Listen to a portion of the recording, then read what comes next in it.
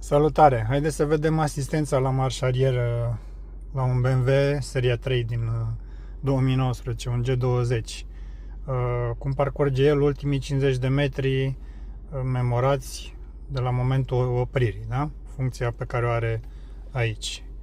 Se pune în reverse, se bifează asistența marș arier și se accelerează ușor. El spune: porniți, acordați atenție zonei înconjurătoare și frânați dacă este necesar. Și acum doar accelerez și ea merge singură. Vedeți că eu nu am mâinile pe volan. Ea virează deja singură. Da? Parcurge. Ce vă rugăm, reduceți viteza. Mai pot să pun. Ea deja virează. Că am făcut chiar un viraj așa.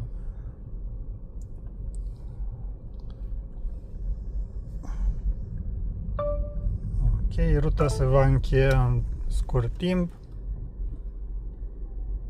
și cam gata.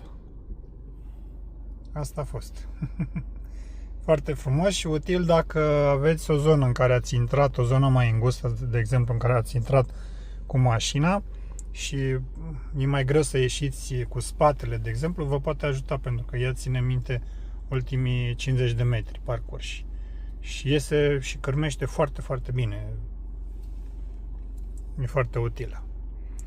Mulțumesc, o zi bună tuturor, like și subscribe, vă rog. Dacă v-a plăcut mult, dați și share. La revedere!